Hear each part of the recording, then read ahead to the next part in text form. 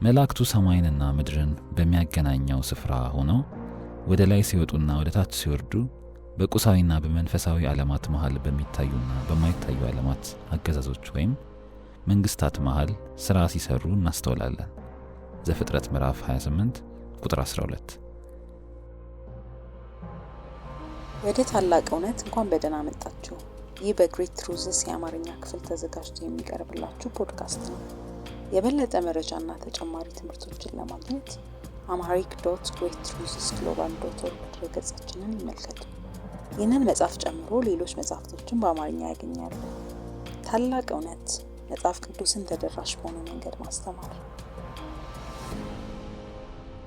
ምዕራፍ 5 መላእክት በምድር ላይ ዋናው ተግባራቸው ምን ይመስላል?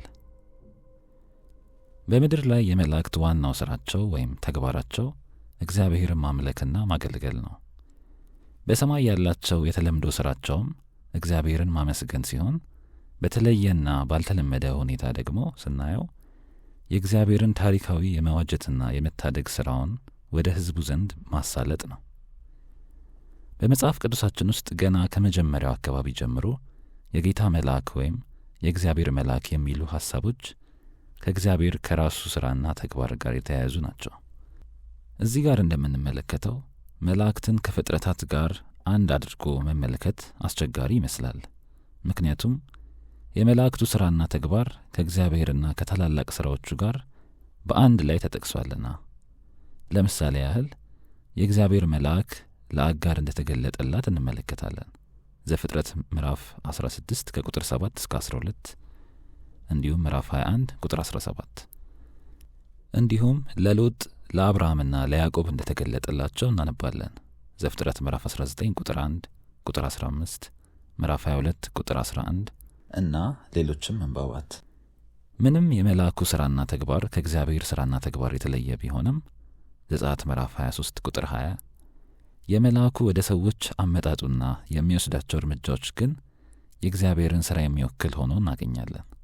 ዘፍጥረት ምዕራፍ 24 ቁጥር 7፣ ቁጥር 40 እና ምዕራፍ 32 ቁጥር 1፣ ምዕራፍ 48 ቁጥር 16 መገለጦችን በማምጣት የእግዚአብሔርን ሕዝብ ይታደጋሉ። እንደ እግዚአብሔር አገልጋዮች የመላእክቱ ሚና የእግዚአብሔርን ሕዝብ መታደግ፣ ከክፉም ሁሉ መከላከልና ወደ እግዚአብሔር ሐሳብና ፈቃድ መምራት ነው።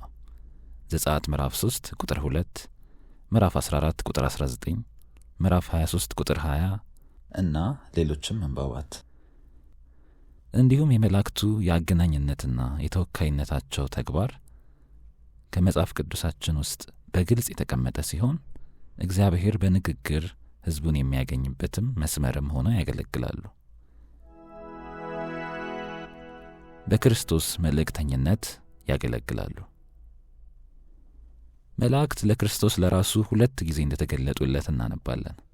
አንደኛው ገና በአገልግሎቱ መጀመሪያ አካባቢ ሲሆን፣ ሌላ ጊዜ ደግሞ በአገልግሎቱ መጨረሻ አካባቢ ነው። ለምሳሌ ስለ ክርስቶስ አመጣጥ ካወጁበትና ስሙን ካስተዋወቁበት ጊዜ አንስቶ እንዲሁም ስለ መወለዱና ስለ ልጅነት ሕይወቱ እስከተተረከበት ድረስ በልዩ ልዩ ወንጌሎች ውስጥ እንመለከታለን። ማቴዎስ ወንጌል ምዕራፍ 1 ከቁጥር 2 እስከ 23፣ ሉቃስ ወንጌል ምዕራፍ 1 ከቁጥር 26 እስከ 38፣ ማቴዎስ ወንጌል ምዕራፍ 2 ቁጥር 13 እና ሌሎችም መንባባት።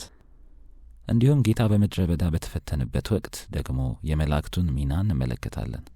ማቴዎስ ወንጌል ምዕራፍ 4፣ ማርቆስ ወንጌል ምዕራፍ 1 ቁጥር 13። በመከራውና በከባድ ሁኔታ ውስጥ በነበረበት የስቃይ ሕይወቱም ወቅት የመላእክቱን ሚና እንመለከታለን። ሉቃስ ወንጌል ምዕራፍ 22 ቁጥር 43። መላእክቱ የክርስቶስን ትንሣኤና እርገቱን ደግሞ ሲያውጁት እንመለከታለን። ማቴዎስ ወንጌል ምዕራፍ 28 ቁጥር 2 ቁጥር 5 እና ሐዋርያት ሥራ ምዕራፍ 1 ከቁጥር 10 እስከ 11። መላእክቱ ሰማይንና ምድርን በሚያገናኘው ስፍራ ሆነው ወደ ላይ ሲወጡና ወደ ታች ሲወርዱ በቁሳዊና በመንፈሳዊ ዓለማት መሃል በሚታዩና በማይታዩ ዓለማት አገዛዞች ወይም መንግስታት መሃል ሥራ ሲሰሩ እናስተውላለን። ዘፍጥረት ምዕራፍ 28 ቁጥር 12። ይሁን እንጂ መላእክቱ ያንን ሥራ እንዴት ይሰሩ እንደነበረ ከኛ እይታ ውጪ ነው። ነገር ግን ምንም እንኳን የሥራቸው አተገባበር ግልጽ ባይሆንም የመላእክቱ አሰራር ፈጽሞ የተደበቀ ሳይሆን ዋናው መልእክቱ ግልጽ ነው ማለት ይቻላል። የመላእክት መልእክተኝነታቸው። በመጀመሪያ ደረጃ መላእክት መልእክተኞች ናቸው። አንድንም ሰው ወክለው ይናገራሉ። በእግዚአብሔር መሃል በመምጣት ለእግዚአብሔር ንግግር መካከለኛ በመሆን መልእክቱን ያስተላልፋሉ። የእግዚአብሔርንም የማዳን ሥራውን በማከናወን የማስታረቅ አገልግሎት ይሰጣሉ። የእግዚአብሔርን ቃል በመናገር ምልክቱን ወደ ሰው ልጆች ያስተላልፋሉ። ገና ከመጀመሪያዎቹ የወንጌሎቻችን ክፍሎች እንደምናስተውለው የመላእክት ንግግርና አገልግሎታቸው ግልጽ ሆኖ ይታያል። ለምሳሌ መልአኩ ገብርኤል ስለ መጥምቁ ዮሐንስና ስለ ኢየሱስ መወለድ የእግዚአብሔርን መልአክ ለዘካርያስና ለማርያም በግልጽ ያደረገውን እውነት ማየት ይቻላል። ሉቃስ ወንጌል ምዕራፍ 1 ከቁጥር 11 እስከ 20፣ ቁጥር 29 እስከ 38።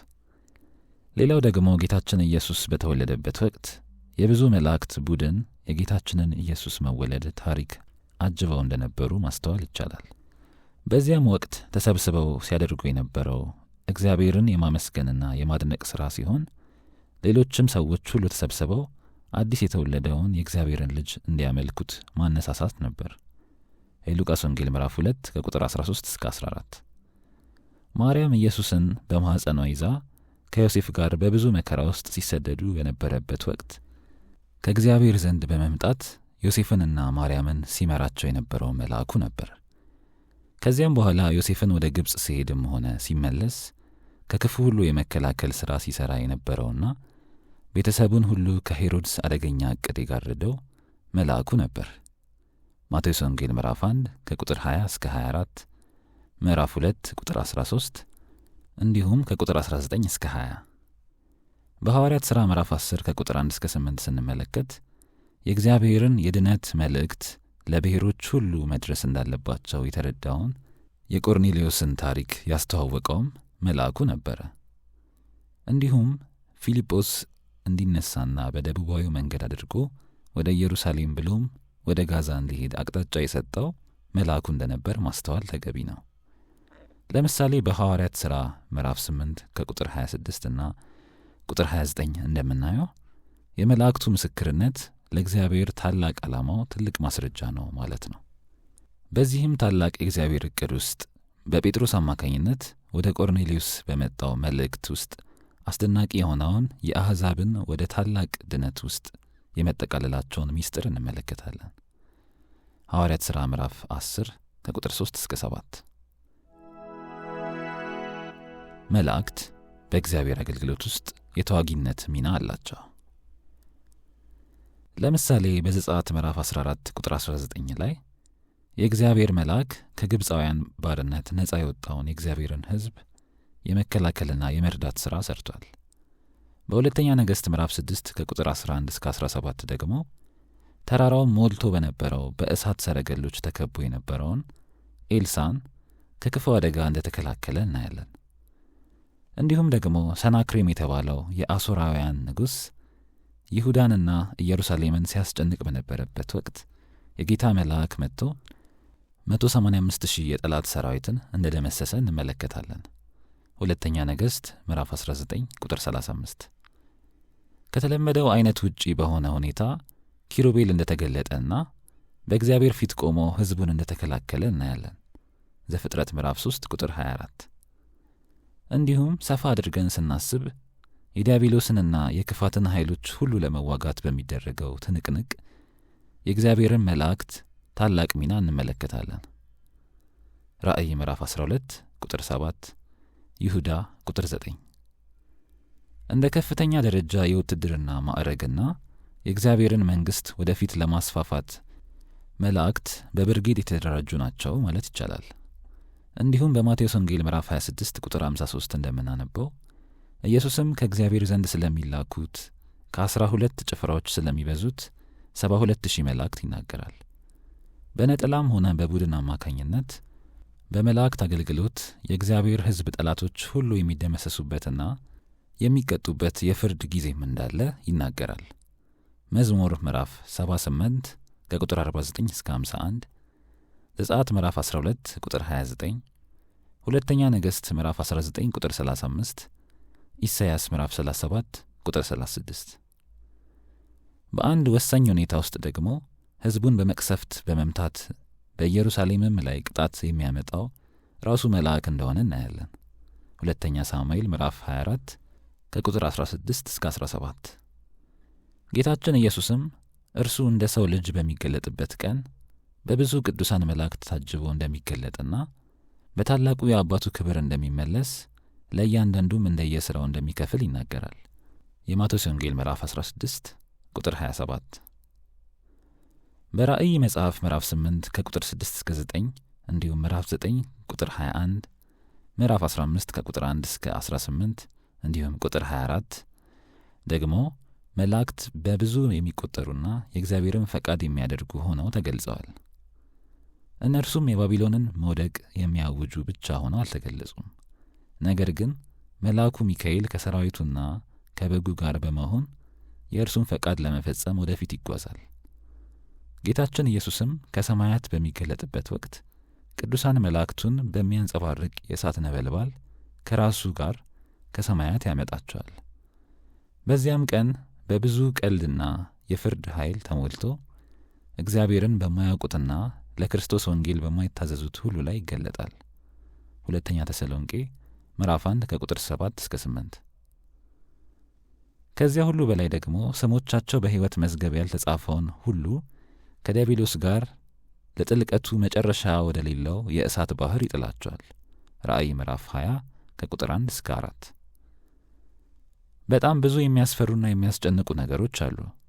ይህንኑ ስናስብ መላእክት የእግዚአብሔርን ነጻ የማውጣትና የበቀል ሥራዎቹን ይናገራሉ፣ ለሌሎችም ሕዝቦች ሁሉ ያስተላልፋሉ። እንዲሁም ደግሞ ወደ ጌታችን ወደ ኢየሱስ ክርስቶስ መቃብር ስፍራ መግቢያ አካባቢ የነበረው ድንጋይ እንዲንከባለል ዜና ለማስተላለፍ ከሰማይ የወረደውና ለመግደላዊት ማርያምና ለሌላውም ማርያም ይህንኑ እውነት የገለጸው ይኸው የጌታ መልአክ ነበር። ጌታ ከሙታን የመነሳቱና ከጥቂት ጊዜ በኋላ በገሊላ ሊያገኛቸው እንደሚፈልግም ለደቀ መዛሙርቱ እንዲያስተላልፉ ታላቅና አስደናቂ ዜና የነገራቸውም የጌታ መልአክ ነበር። ማቴዎስ ወንጌል ምዕራፍ 28 ከቁጥር 1 እስከ 7። በሁለት የተለያዩ ገጠመኞች ሐዋርያቱ ሁሉ ከወህኒ እንዲፈቱ ሐዋርያት ሥራ ምዕራፍ 5 ከቁጥር 1 እስከ 19 እና ሐዋርያው ጴጥሮስ ደግሞ በተአምር ከእስራት ነጻ እንዲወጣ መልእክት ያመጣውና ያስተላለፈው ይኸው የጌታ መልአክ ነበር። ሐዋርያት ሥራ ምዕራፍ 12 ከቁጥር 6 እስከ 10። መላእክት የክርስቶስን አገልግሎት ይደግፋሉ።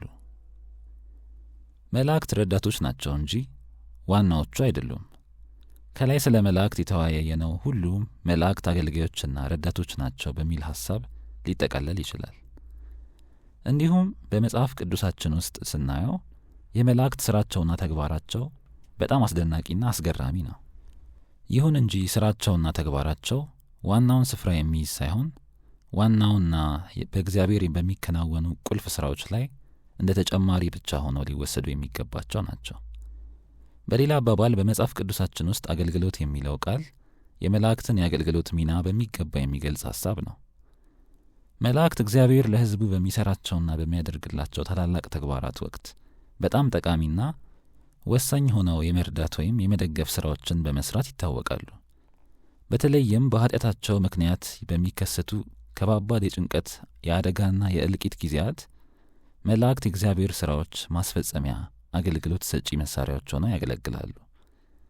የእግዚአብሔር የማዳንና የመከላከል ሕዝቡንም የመጠበቅ መልካም የሆኑ ነገሮችንም ሁሉ ለሕዝብ የማዘጋጀት ጉዳይ የሚከናወነው በመላእክት አማካኝነት ነው። መዝሙረ ዳዊት ምዕራፍ 34 ቁጥር 7፣ ምዕራፍ 91 ቁጥር 11፣ ማቴዎስ ወንጌል ምዕራፍ 18 ቁጥር 10። መላእክት የእግዚአብሔርን ዓላማ ለመፈጸምና እቅዱን ለማከናወን የተፈጠሩ ናቸው ማለት ይቻላል። ምክንያቱም እነርሱ ሁሉን የሚያደርጉት ስለ እግዚአብሔር ሕዝብ የድነትና የጽድቅ አገልጋዮች ሆነው ነው። ዕብራውያን ምዕራፍ 1 ቁጥር 14። ይህም የሚያሳየን ስለ መላእክት አገልግሎት ስናስብ ባህሪያቸው ሁሉ በአገልጋይ መናፍስትነት የሚታወቀውን ተግባራቸውን ነው። ጌታችን ኢየሱስ ስለ ሀብታሙ ሰውና ስለ አልዓዛር ምሳሌ እንደተናገረ የሞት አዋጅ እንኳን በታወጀበት ጊዜ የእግዚአብሔር መላእክት ሕዝብን እንዴት አድርገው ወደ ገነት እንደሚወስዷቸው ይናገራል። የሉቃስ ወንጌል ምዕራፍ 16 ቁጥር 22፣ ሁለተኛ ነገሥት ምዕራፍ 2 ቁጥር 11።